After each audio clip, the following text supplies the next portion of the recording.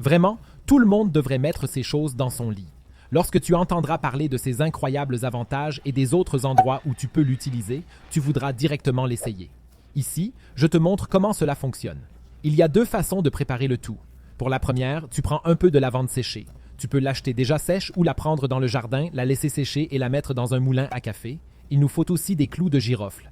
Il devrait y avoir à peu près la même quantité des deux. Mets-les également dans le moulin à café et démarre-le. Nous voulons en effet obtenir une poudre très fine à la fin.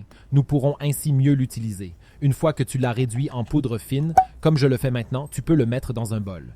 Tu peux aussi le conserver longtemps dans cette boîte. Mais nous voulons maintenant en faire deux choses. Pour la première, nous avons besoin de papier parchemin. Tu peux mettre environ une cuillère à soupe au milieu du papier parchemin et étaler un peu le tout de manière à ce qu'il soit un peu étalé au milieu.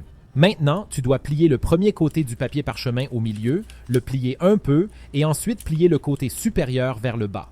Maintenant, il faut encore plier les deux côtés ensemble pour avoir à la fin une petite poche où rien ne devrait tomber. Pour sécuriser le tout, il te faut maintenant un ruban. Enroule le tout une fois, tourne-le à droite et à gauche pour pouvoir faire une petite boucle de l'autre côté.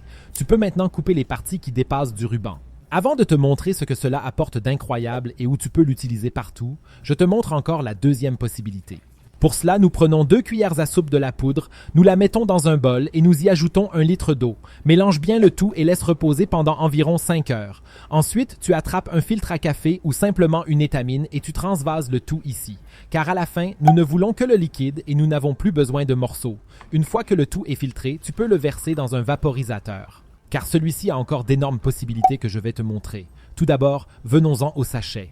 Tu peux par exemple les placer sous ton oreiller, quelque part sous ton matelas, dans ton armoire ou ailleurs, comme décoration, car non seulement il assure une bonne odeur dans tout ton appartement, mais il permet aussi d'éviter que certains animaux ne s'approchent de toi.